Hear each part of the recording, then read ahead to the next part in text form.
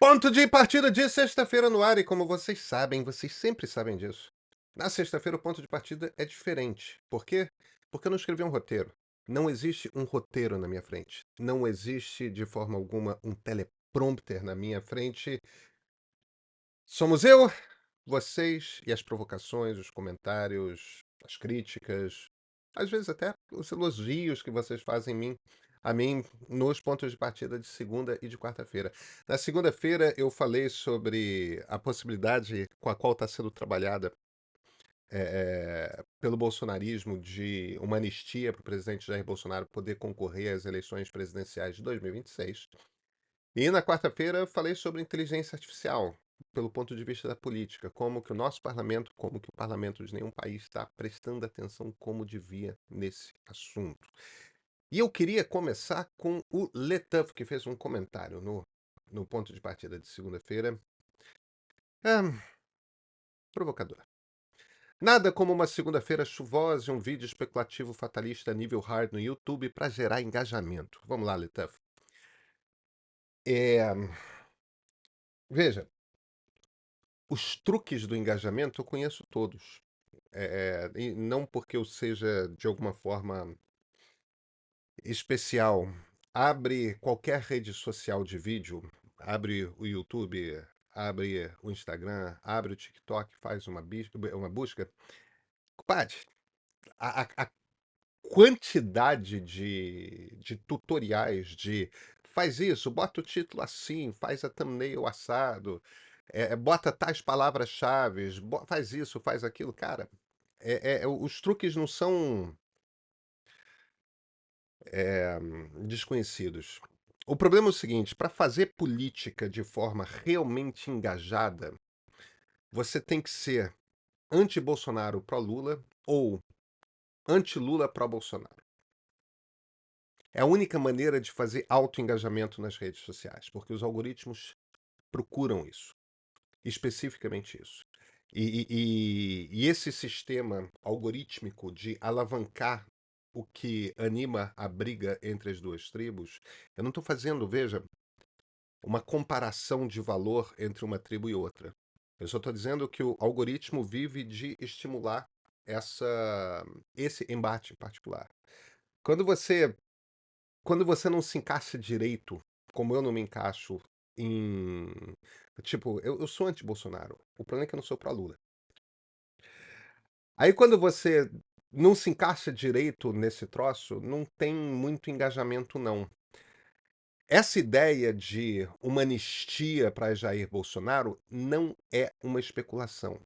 São as conversas que o Partido Liberal, são as conversas que Valdemar Costa Neto está tendo nesse momento com tudo quanto é candidato importante à prefeitura no Brasil, com tudo quanto é deputado federal o tempo todo. Essas negociações estão acontecendo. O que aquele meu vídeo falando sobre a possibilidade de uma anistia para Jair Bolsonaro está fazendo não é especular, é informar a respeito de algo que está acontecendo nos bastidores da política brasileira. E sequer é um furo. Um furo seria algo como uma notícia exclusiva, uma coisa desse tipo. Se você fizer uma busca na internet, use o Google, que você certamente tem acesso, porque todo mundo tem. Você vai descobrir que, bicho, todos os grandes veículos já deram essa notícia. Entendeu? Então, não tem nenhuma especulação. É uma coisa que está acontecendo. É um bastidor de política brasileira. Essa busca por anistia está acontecendo. Isso quer dizer que a anistia vai acontecer? Não, isso não quer dizer que a anistia vai acontecer. Mas existe uma negociação e existe uma pressão em busca dessa anistia. Se essa anistia acontecer, o STF pode declará-la inconstitucional. Acho muito difícil que o STF faça isso, porque isso quer dizer que você vai estar questionando o direito do Congresso de anistiar pessoas. E aí, por que o Congresso não pode, o presidente da República pode? É meio complicado. Claro, depois o STF pode julgar o Bolsonaro pelo crime de tentativa de golpe de Estado e torná-lo inelegível aí via lei da ficha limpa. O Congresso poderia fazer uma segunda anistia, então. Tem um tiroteio aí. E o problema desse cenário é que a cada passo você vai acirrando esse conflito entre Congresso e Supremo, quer dizer, você vai enfraquecendo justamente o tecido do qual é feita a democracia. Então vai ser muito ruim se o Congresso Nacional decidir dar essa anistia. Isso vai ter muito a ver com o andamento do conflito. Esse conflito entre Congresso e Supremo é um conflito particularmente delicado que me preocupa muito. Me preocupa bastante mesmo. O que encaminha a gente para um outro comentário, que é um comentário do Henrique Brito. Rapaz, tu falar que Moro não cometeu crime de abuso financeiro, falar que é forçado, parei contigo. Vamos lá. Não sou só eu que estou falando, tá? Todos os ministros do Tribunal Superior Eleitoral, incluindo Alexandre de Moraes, falaram isso também. Também consideraram que tá tudo certo com as contas de Sérgio Moro. Você pode não gostar. Eu acho que precisa aí, Henrique, você fazer uma distinção entre o que é o seu desejo, você gostaria que o Sérgio Moro fosse cassado porque você não gosta dele, e o que é o papel da justiça. O papel da justiça é fazer com que as leis sejam cumpridas. E com frequência, às vezes a coisa é tão delicada que o juiz usa é buscar o espírito da lei, tá certo? Porque o que aconteceu ali? O que aconteceu é que nas eleições de 2022, o Moro teve dois momentos.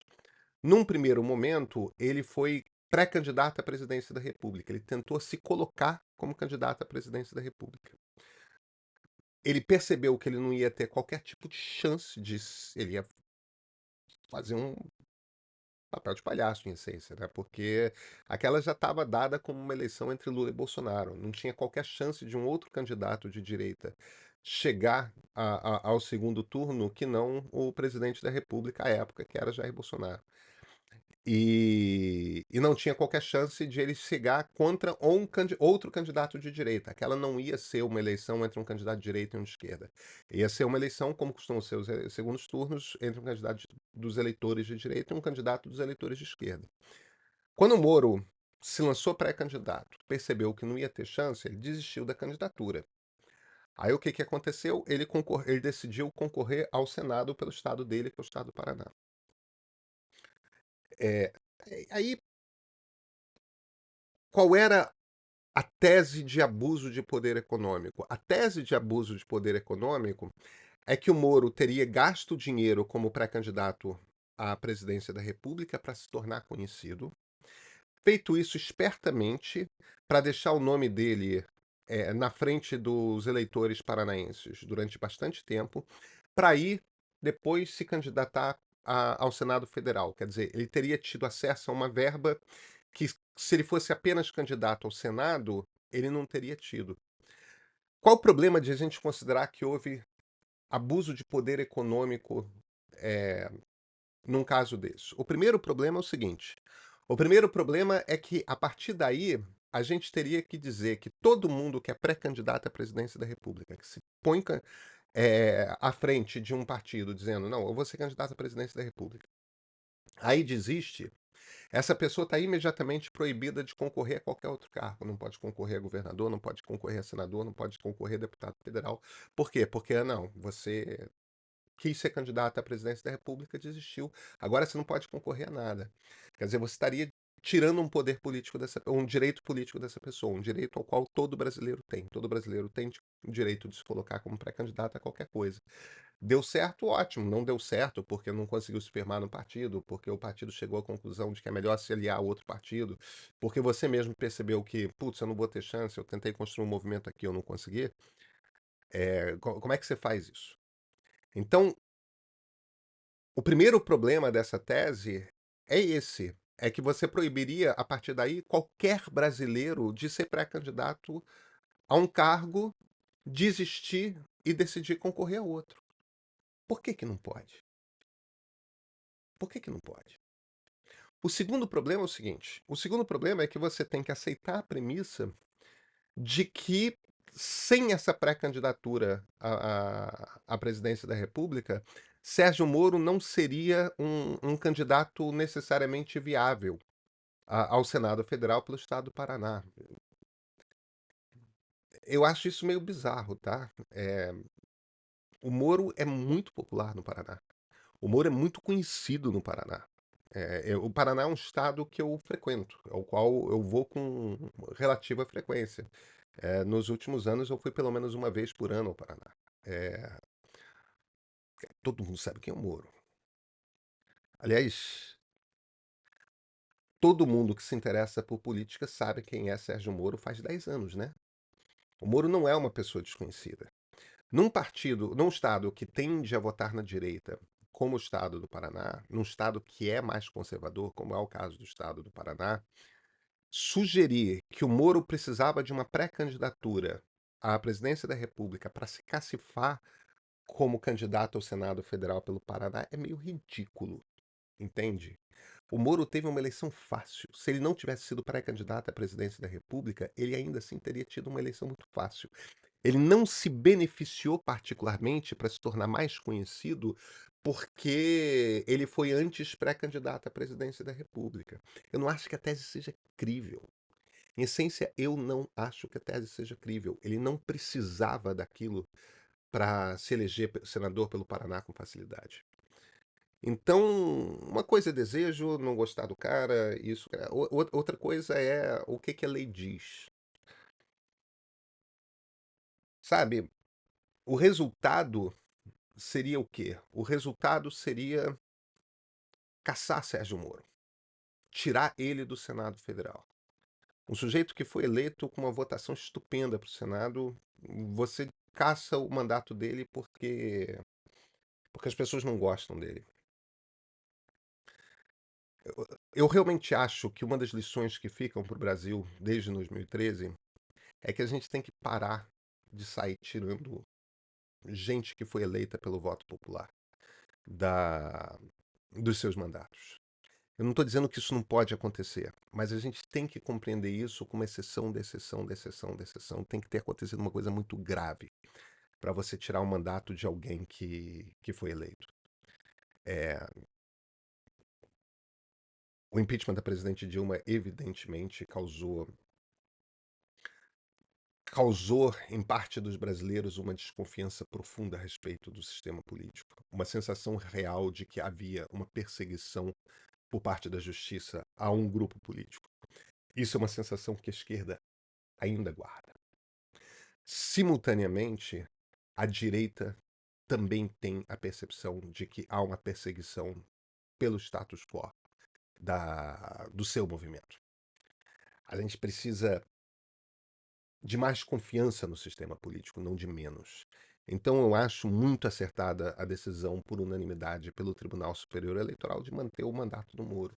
Não tem nenhum motivo para caçar Sérgio Moro. Não tem, sabe? Sinto muito se você não gosta dessa opinião. E não tem nada a ver com a minha opinião a respeito do Moro como juiz. Eu acho que ele foi um desastre como juiz, mas não importa. Não para esse caso. Foi eleito pela população do Paraná. A população do Paraná sabe exatamente em quem estava votando. Considera que ele é o melhor nome que estava posto para representar o estado do Paraná no Senado Federal. Então pronto, ele tem um mandato de 8 anos. Deixa ele cumprir o mandato. Deixa ele representar o estado do Paraná no Senado. Ele foi eleito. Ele foi eleito na mesma eleição que elegeu Luiz Inácio Lula da Silva para a presidência da República, todos os governadores atuais, deputados estaduais, deputados federais. A mesma eleição, o mesmo sistema, o mesmo processo eleitoral que dá legitimidade ao mandato de Sérgio Moro, dá legitimidade a todo mundo mais que foi eleito em 2022. Não existe nenhum motivo para tirar o mandato dele. Isso posto, eu sou Pedro Duarte, editor do Meio. A gente tem uma coisa muito especial na edição de sábado. A gente vai trazer um relato, fotografia e relato do Ian Boechat. O Ian Boechat é um veterano jornalista, ele é tanto fotógrafo como escritor, e ele tem uma raridade como jornalista brasileiro, ele é um jornalista de guerra. Então ele está habituado a cobrir conflitos armados, situações de alto perigo, em geral como fotógrafo, tá? que é muito mais arriscado que jornalistas como eu, que apenas fazem texto. Muito arriscado por um motivo muito mais arriscado por um motivo muito simples. O jornalista de guerra, para trazer a imagem de impacto, ele precisa chegar mais perto do que o jornalista de texto. Ele está sempre mais exposto. O Ian é um cara que está acostumado a ver África, Oriente Médio, Ucrânia, situações de destruição, de desespero, de medo. E ele está no Rio Grande do Sul. E a coisa que ele conta num texto muito tocante, muito especial, que a gente tem muito orgulho de trazer a vocês, é que ele nunca viu tanta destruição na vida. Para alguém com uma experiência, com a experiência dele, isso deveria dar uma pista a respeito do que está acontecendo com os gaúchos hoje em dia. Todo assinante do Meio recebe essa edição no seu e-mail. Todo assinante do Meio pode ler essa edição em qualquer momento no site do Meio.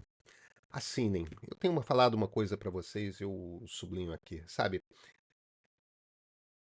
a gente vive uma era de desinformação. O jornalismo precisa ser sustentado pelos seus leitores, pelos seus espectadores, pelos seus ouvintes. Assina o Meio. É uma questão de cidadania. Mesmo que não seja o Meio, assina o veículo que é importante para você se informar. Como é que esse veículo vende assinatura? Se é através de uma assinatura, como nós fazemos, se é através de uma contribuição.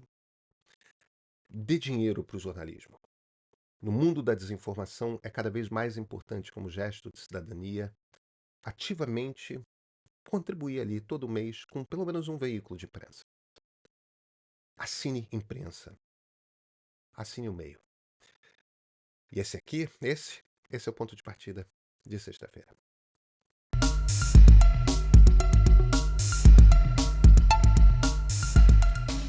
Camila Cristina. Pedro, você está muito anti-Bolsonaro. Gostava mais quando você parecia imparcial. Adoro seu conteúdo e forma de falar. Busco te ouvir todas as manhãs, mas tá ficando cansativo tanto conteúdo anti-Bolsonaro. Gostaria muito de ouvir sua opinião sobre o Moraes. O que você acha? Camila, o que eu acho é que eu não entendo bem a crítica. Eu tenho falado bastante pouco sobre o Bolsonaro, na verdade. Eu dei uma passada pelos vídeos mais recentes e o ex-presidente não é o tema da maioria deles. Agora, veja, eu, eu sou um liberal-democrata. É, eu sou uma pessoa liberal extremamente preocupada com a qualidade da democracia. E Jair Bolsonaro representa o mais agressivo movimento antidemocrático que passou pelo Brasil desde 1964, quando nós tivemos um golpe de Estado, né? Bolsonaro encomendou a 4 generais 4 estrelas e um almirante de esquadra que planejassem e organizassem um golpe militar. E eles fizeram isso. Eles não conseguiram. Em essência, o alto comando do Exército resistiu. Mas se não tivesse resistido, teria havido um golpe militar no Brasil em 2022 e uma eleição para presidente da República com resultado reconhecido teria sido jogada no lixo.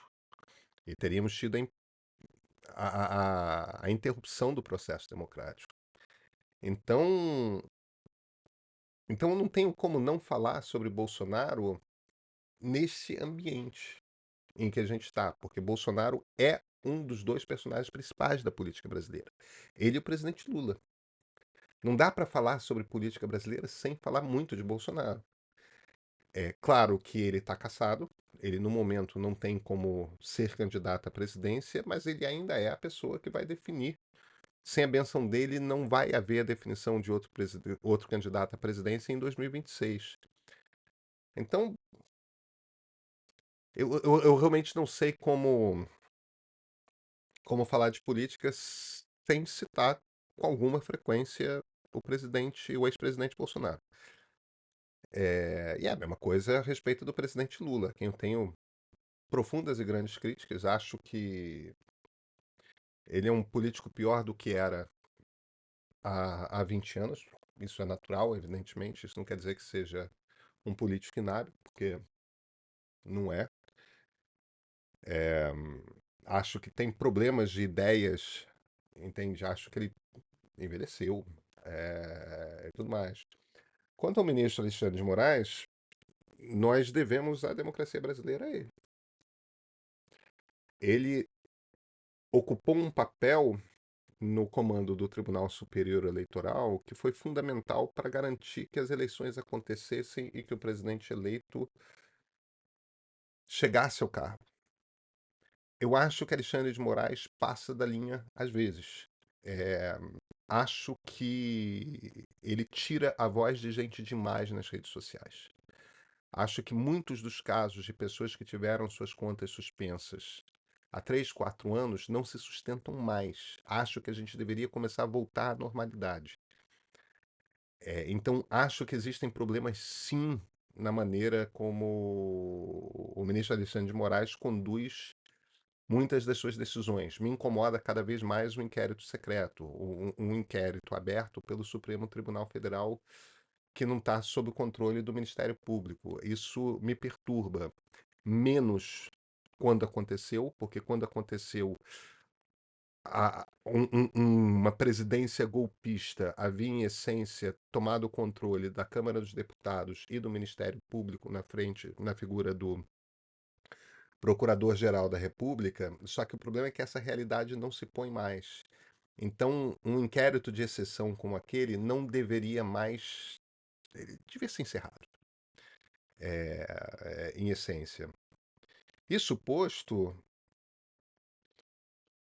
acho também que a condução a respeito do inquérito, esse sim, sendo conduzido normalmente pela Polícia Federal, tudo mais, de investigação da tentativa de golpe de Estado é fundamental. E nesse caso em particular, eu não tenho muitas críticas ao Alexandre de Moraes, não. Eu acho que ele está conduzindo tudo muito corretamente e como deve. Essa é uma das decisões mais importantes que a Justiça vai tomar nos próximos anos, possivelmente a partir do ano que vem, que vai ser o julgamento desse golpe de Estado. Desconfio que essa não é exatamente a resposta que você gostaria de ouvir, mas é como eu leio.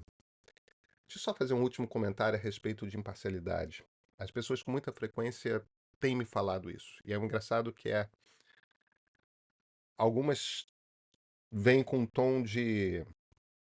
Quando eu trago críticas ao governo e ao presidente Lula, a primeira-dama Janja e tudo mais, muita gente reclama: ah, eu gostava mais quando você era imparcial, no tempo do Bolsonaro. Outras pessoas vêm fazendo isso. Você fica falando essas coisas da direita, eu gosto mais quando você é imparcial e fala da esquerda.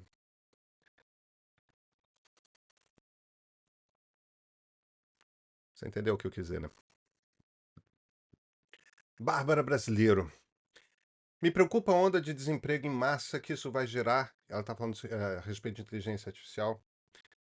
Que isso vai gerar e como vamos lidar com isso no Brasil. Porque tem americano e europeu achando que vai ser uma boa ideia implantar um programa de renda mínima universal. Eu, eu quero saber como vão lidar com isso na periferia do capitalismo. Não vai ser fácil. Cadê essa discussão também?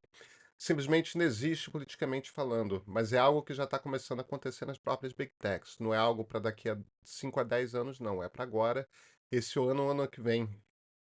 Enfim, isso gera uma certa ansiedade. Bárbara, é, é isso mesmo. Quando eu falo que a gente precisa falar sobre os efeitos da inteligência artificial, uma das questões que eu falo é justamente isso. Eu não diria tanto, eu não gosto muito dessas referências em periferia do capitalismo, tudo mais. Acho que nós estamos absolutamente integrados ao mundo. Deveríamos estar mais, somos um país muito fechado ao comércio exterior, muito protecionista, excessivamente protecionista, na minha opinião. Mas e o excessivo protecionismo brasileiro, por exemplo, em dificultar muito a entrada de equipamento digital, ao invés de fortalecer e desenvolver uma tecnologia, uma indústria brasileira de tecnologia, promove o contrário, tá? O que promove é que empresas brasileiras precisam pagar muito caro para equipamento para conseguirem ser competitivas no desenvolvimento de software, de soluções, etc. Então a gente tem menos inovação porque é tão caro pagar hardware no Brasil.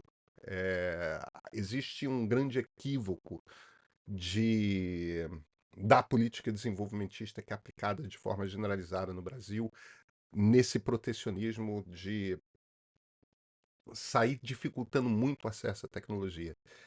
O Brasil teria um alto potencial de desenvolvimento de tecnologia em cima de inteligência artificial se a gente conseguisse desenvolver. É caro desenvolver. Você precisa gastar muito mais dinheiro do que lá fora para você poder se desenvolver, porque equipamento e conhecimento são mais caros de adquirir por aqui. Isso posto, eu sou um entusiasta da ideia de renda mínima. Essa não é a única solução, tá? Essa é uma ideia super liberal, na verdade. O Milton Friedman já defendia isso lá nos anos 70, a ideia de que a partir de uma determinada renda, ao invés de as pessoas pagarem imposto de renda, as pessoas deveriam receber um imposto de renda negativo. Quer dizer, a partir de uma determinada faixa, o Estado cobra. Dali para baixo, o Estado, ao invés de cobrar, paga. E eu acho que é uma solução super elegante. A questão é que aí você tem que decidir de onde que você vai tirar esse dinheiro.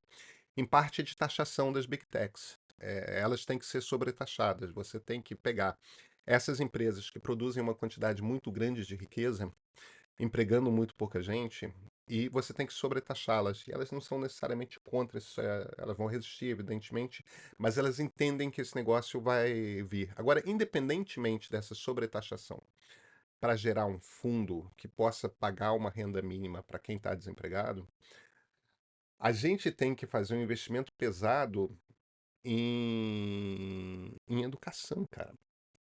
Porque o que que acontece nesse momento que a gente está vivendo? E que é o ponto, acho que, chave que muita gente não percebe, sabe?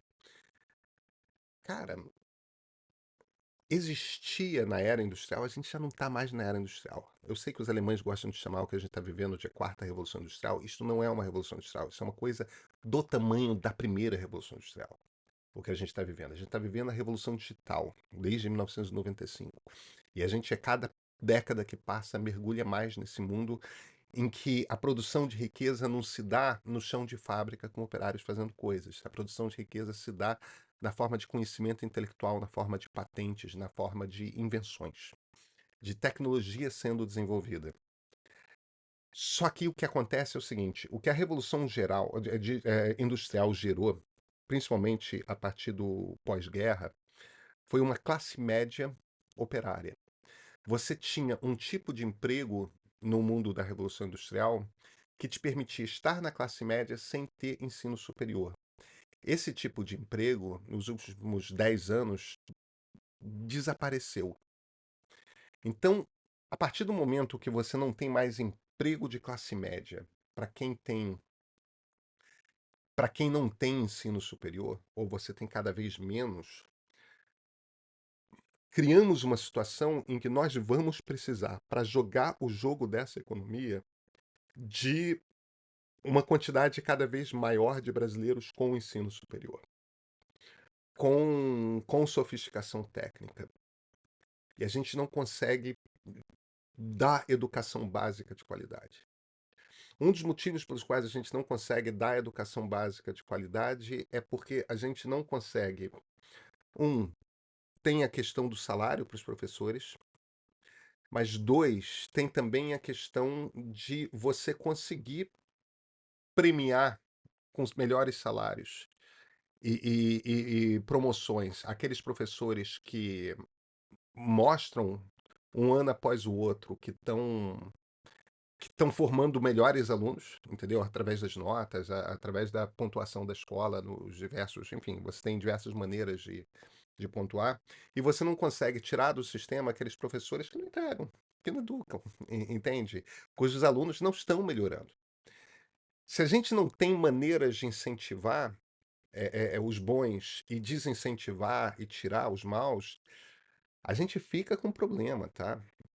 O Brasil devia estar extremamente alarmado com o fato de que, nos últimos 20 anos, aumentou o investimento per capita em educação de base, e isso não moveu o ponteiro da qualidade. Isso não moveu o ponteiro da pontuação. A gente não quando a gente se compara com os outros países, por exemplo, da OCDE, a gente está muito mal. Existem outras maneiras de você comparar, em todas as maneiras que você tem de avaliar a qualidade de ensino de crianças e adolescentes, o Brasil está muito mal, embora estejamos gastando mais dinheiro com a educação. Isso mostra, em essência, que o problema não é apenas um problema de dinheiro, tá? A gente tem um problema de política pública. A gente está fazendo errado. E nesse mundo que está vindo aí, a gente precisa de massa de brasileiro muito bem educado. Mesmo que não seja com ensino superior, que pelo menos cheguem a um ensino médio técnico que seja sofisticado, que realmente entregue qualidade de ensino, entregue qualidade de pensamento. A cada ano que a gente não faz isso, em essência é uma massa de brasileiros que a gente está jogando fora.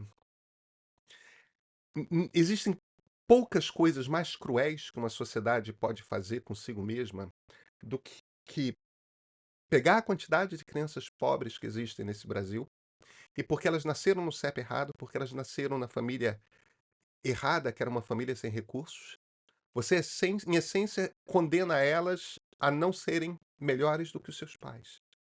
Você não dá a elas a oportunidade de se tornarem melhores, mais competitivas e tudo mais. Enquanto que as crianças que nascem em famílias ricas têm acesso à educação cada vez melhor. Isso, poucas coisas acirram mais a desigualdade brasileira do que a nossa educação.